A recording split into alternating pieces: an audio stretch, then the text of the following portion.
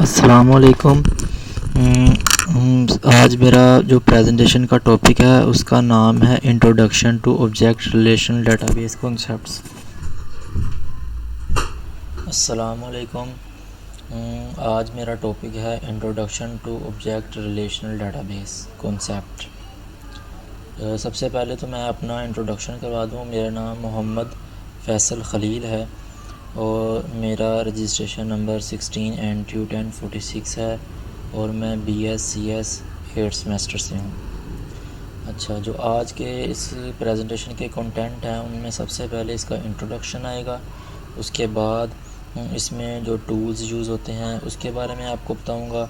उसके बाद इसके फ़ीचर्स, फिर एडवांटेजेस, डिसएडवांटेजेस एंड उसके बाद कंक्लूजन।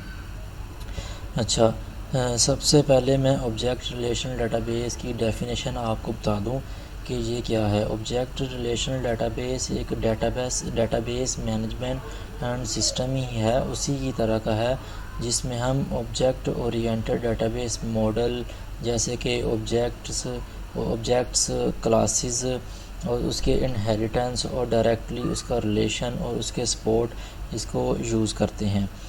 और इसमें हम database schema and in the Curie language ये भी यूज़ करते हैं। ठीक है, एक्चुअली इसमें होता क्या है, मैं आपको अगली स्लाइड में एक इमेज है उसके ज़रिए मैं आपको समझाता हूँ ऑब्जेक्ट रिलेशन डेटाबेस है क्या। ये देख रहे हैं आपके एक तरफ एक कार की क्लास है और दूसरी तरफ रेडियो की क्लास है। ठीक है, हम कार को भी एक क्लास असाइन कर देंगे उसे C1 और फिर रेडियो को R1 से उसका ऑब्जेक्ट असाइन कर देंगे। ठीक है, आप देख रहे हैं कि दोनों में रेडियो आईडी सेम है। ठीक है, तो जो दोनों क्लासों की रेडियो आईडी सेम है इसको हम इन दोनों को आपस में हम लिंक कर देंगे। इन दोनों को हम आपस में लिंक कर देंगे तो जो लिंक है यही ऑब्जेक्ट रिलेशनल डेटाबेस मॉडल करता है। हम एक लिंक की वजह से यानी कि रेडियो आईडी की वजह से हम दोनों की बाकी जो प्रॉपर्टीज़ हैं वो हम दे सकते हैं। इसी को हम ऑब्जेक्ट रिलेशनल डेटाबेस कहते हैं। सबसे पहले मैं अपना इंट्रोडक्शन करवा दूं। मेरा नाम मोहम्मद फैसल ख़लील है और मेरा रजिस्ट्रेशन नंबर 16 NTU 1046 है और मैं BScs 8th सेमेस्टर से हूँ। अच्छा, कंटेंट पे आ जाएं। कंटेंट में सबसे पहले इंट्रोडक्शन है, उसके बाद टूल्स हैं, टूल्स के बाद मैं आपको फ़ीचर्स बताऊंगा, फिर एडवांटेजेस, फिर डिसएडवांटेजेस, उसके बाद कंक्लूजन। ऑब्जेक्ट रिलेशन डेटाबेस, इसकी डेफिनेशन क्या है। ऑब्जेक्ट रिलेशन डेटाबेस एक डेटाबेस मैनेजमेंट सिस्टम है जो कि रिलेशन डेटाबेस ही जैसा है। ये जो है ये ऑब्जेक्ट ओरिएंटेड डेटाबेस और रिलेशन डेटाबेस को मिला के बनाया गया है, क्योंकि इन दोनों के अलग अलग एडवांटेजेस और डिसएडवांटेजेस थे, तो इस वजह से इन दोनों को कंबाइन करके एक ऑब्जेक्ट रिलेशन डेटाबेस बनाया गया। जैसे कि नाम ही से ये पता चल रहा है कि ऑब्जेक्ट ओरिएंटेड से ऑब्जेक्ट उठाया गया और रिलेशन डेटाबेस से रिलेशनल उठाया गया। ठीक है, इसमें हम ऑब्जेक्ट्स, क्लासेस और इनहेरिटेंस को डायरेक्ट यूज़ करते हैं और क्यूरी लैंग्वेज में भी इसका इस्तेमाल है। इसके अलावा ये एक प्योर रिलेशनल सिस्टम है, ये एक्सटेंशंस को सपोर्ट करता है। उसके बाद जैसा कि आपको ये फिगर दिखाई दे रही है, इसमें मैं आपको आसानी से समझा सकता हूँ कि ऑब्जेक्ट रिलेशन डेटाबेस का कॉन्सेप्ट क्या है। ये एक तरफ आप कार की क्लास देख रहे हैं और दूसरी तरफ आप रेडियो की क्लास देख रहे हैं। अच्छा, इन दोनों को हमने C1 कार को C1 का ऑब्जेक्ट कार का C1 से ऑब्जेक्ट बना दिया और रेडियो का R1 से ऑब्जेक्ट बना दिया। अब दोनों टेबल्स के अंदर ये जो रेडियो आईडी है ये सेम है।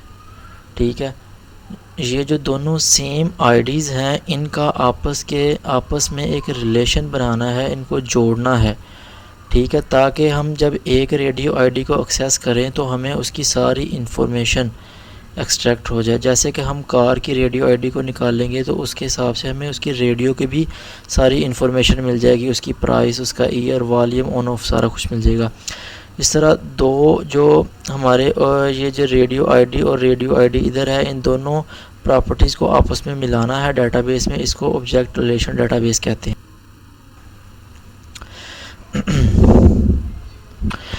जो ऑब्जेक्ट रिलेशन डेटाबेस है ये कैसे वजूद में है, इसकी वजह ये थी कि रैशनल रिलेशनल डेटाबेस और ओरिएंटेड डेटाबेस, इन दोनों के अपने अपने फ़ायदे थे और ड्रॉबैक्स थे। तो ये जो आइसोमॉर्फिज्म था इन दोनों में, तो इसकी वजह से हमें बहुत सारी चीज़ों में मुश्किल पेश आ रही थी। तो इस वजह से बहुत सारी टेक्निक्स को और थ्योरीज़ को कंबाइन करके इन दोनों को आपस में जोड़ा गया। लेकिन ये दोनों टाइप्स की जो डेटाबेस थी ये हमारे लिए यूज़फुल नहीं थी। इनके अंदर कॉम्प्लेक्सिटी बहुत थी, इनके अंदर मिसमैचिंग बहुत थी, इनको यूज़ करना इतना इजी नहीं था। ठीक है, इसलिए इन दोनों को जोड़कर एक ऐसी डेटाबेस बनाई गई जिसने हमारा काम आसान कर दिया, जिससे दोनों आईडी का रिलेशन आपस में बनाकर हम किसी भी चीज़ की इंफॉर्मेशन को एक्सट्रैक्ट कर सकते हैं यूजिंग एसक्यूएल क्यूरीज़।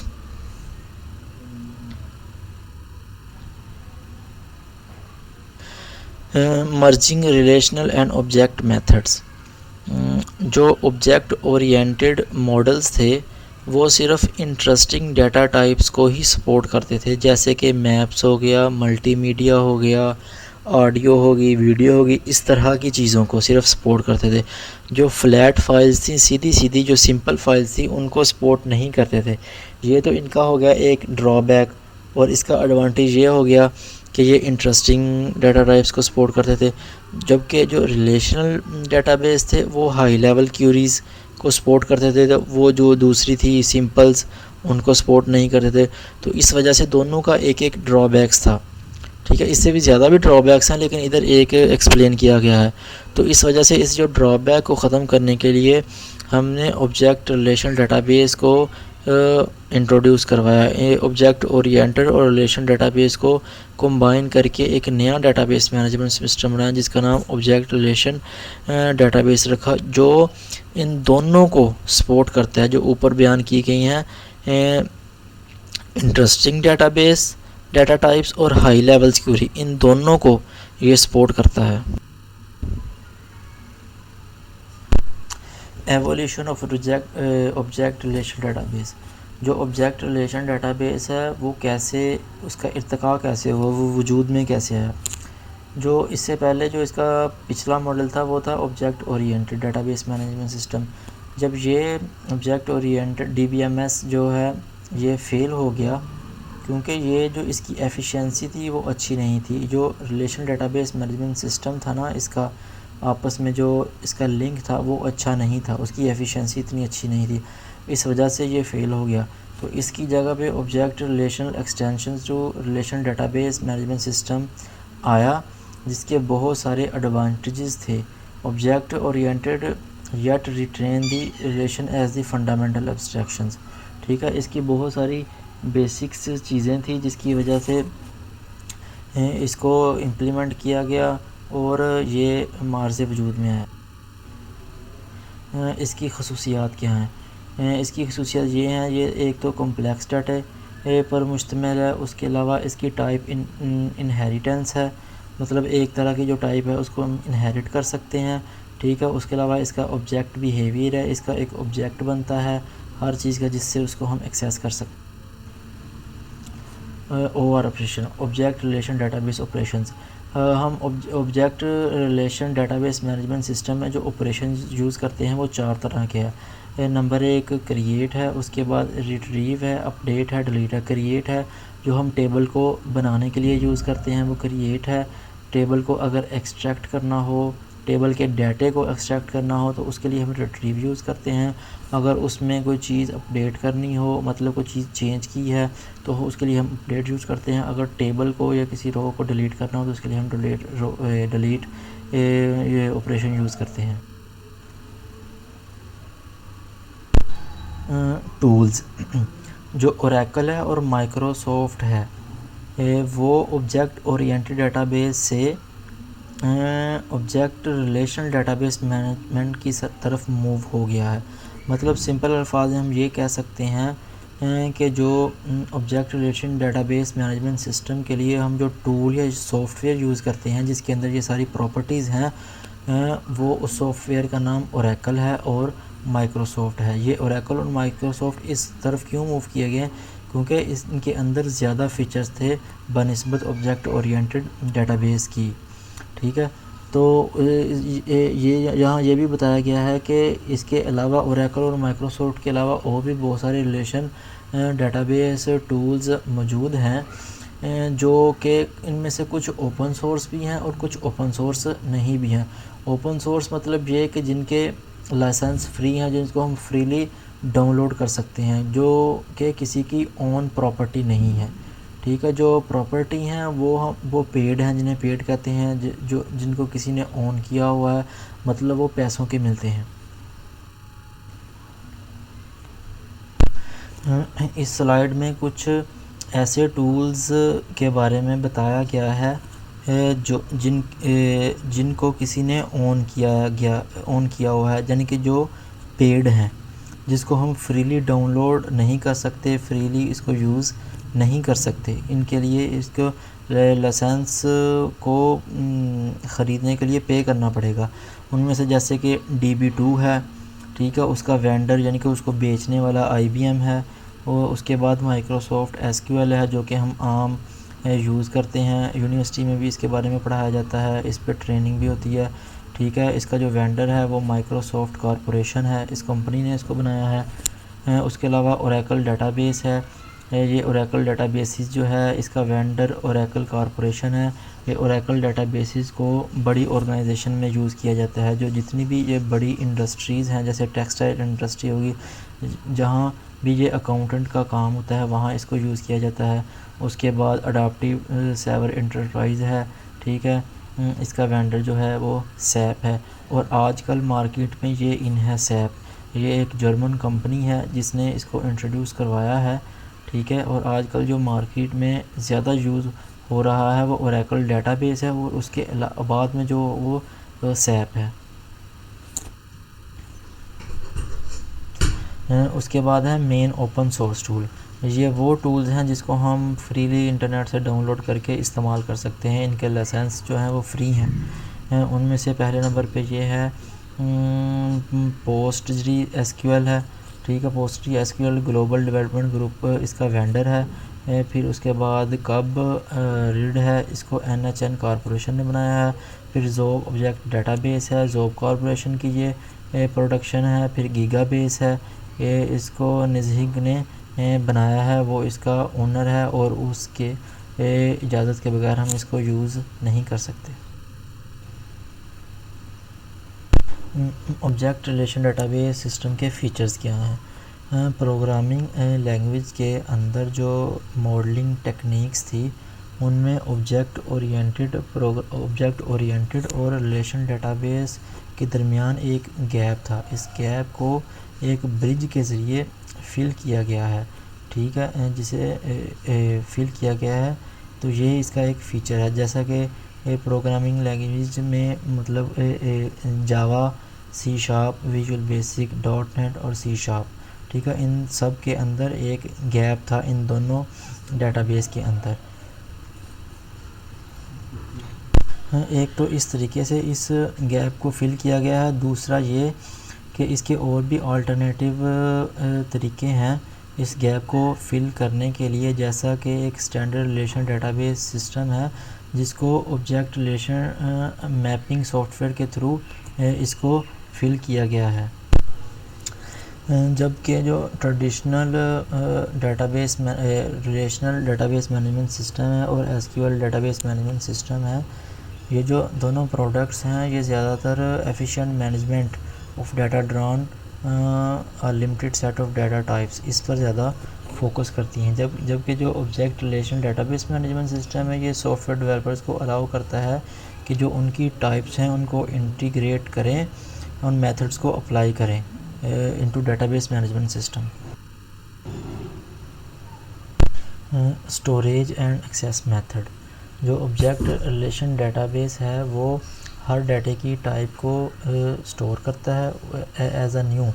जो नया डाटा आता है उसकी न्यू डाटा टाइप को स्टोर करता है, और जो इसके इम्प्लीमेंटर्स हैं, ठीक है, वो उनको ये ज़रूरत होती है कि वो इसको हर नए आने वाले डाटा टाइप को विज़िट करें, ठीक है, क्योंकि ये डाटा टाइप कहाँ पड़ी हुई है, जिससे इंडेक्सिंग का इशू आता है, ठीक है। और जो ADT ऑब्जेक्ट्स हैं और स्ट्रक्चर्ड ऑब्जेक्ट्स हैं, ये दोनों ऑब्जेक्ट्स एफिशिएंटली स्टोर होने चाहिए सिस्टम्स में, और प्रोवाइड करें हमें एक एफिशिएंट इंडेक्स्ड एक्सेस और बोथ, ठीक है। इसका ये सबसे बड़ा फ़ायदा है कि ये दोनों जो डाटा टाइप्स हैं वो हम उसकी हमें एक्सेस दें और उनको एफिशिएंट तरीके से स्टोर करें, जिससे उसकी स्पीड भी स्लो ना हो। Object relation database management system के ये कुछ एडवांटेजेस हैं। सबसे बड़ा जो मेन इसका एडवांटेज ये है कि इसकी रीयूजेबिलिटी है, इसको हम दोबारा से यूज़ कर सकते हैं, ठीक है। और इसका दूसरा जो सबसे बड़ा एडवांटेज है, ये फ्लेक्सिबल है और इसके अंदर ज़्यादा फंक्शनैलिटी है। जितनी हम इसके अंदर फंक्शनैलिटी ऐड करते जाएंगे ये उतना फ्लेक्सिबल होता जाएगा, और इसके अंदर एक extensible it is extensible easily and far more reliable, ठीक है। इसके अंदर हम अपनी मर्ज़ी से भी एक्सटेंशंस को ऐड कर सकते हैं और ये उतना ही ज़्यादा रिलायबल होगा। ये पिछले जो सिस्टम्स हैं उनकी तरह नहीं है कि स्लो हो जाएगा और इसके हम अपने फंक्शनैलिटीज़ ऐड नहीं कर सकते, ठीक है, ये वैसा नहीं है, ठीक है। और जो कॉम्प्लेक्स डाटा टाइप्स है ये उनके साथ बहुत अच्छा वर्क करता है based on real world modelling, ठीक है। इसके साथ जो सिस्टम की परफॉर्मेंस है वो बहुत ज़्यादा हाई होती है, सिस्टम स्लो नहीं होता, रिलायबल होता है, एफिशिएंट होता है, वर्क फास्ट करता है और किसी किस्म का कोई नहीं आता। इसके जो डिसएडवांटेजेस हैं वो ये हैं कि ये जो कॉम्प्लेक्स है, ये बहुत ज़्यादा ये कॉम्प्लेक्स है। जो पिछले डेटाबेस था ट्रेडिशनल रिलेशनल डेटाबेस, उसकी निस्बत ये बहुत ज़्यादा कॉम्प्लेक्स है, मतलब इसको समझना और इसको यूज़ करना इतना आसान नहीं है, ठीक है। और जो दूसरा इसका डिसएडवांटेज ये है, ये हाईली कॉस्टली है, इसकी कीमत बहुत ज़्यादा है। जो आई थिंक जो सैप है वो उसकी कीमत तकरीबन 8 करोड़ रुपए है, इसलिए हर बंदा इसको परचेज़ नहीं कर सकता, अफोर्ड नहीं कर सकता, ये इसका बहुत बड़ा डिसएडवांटेज है।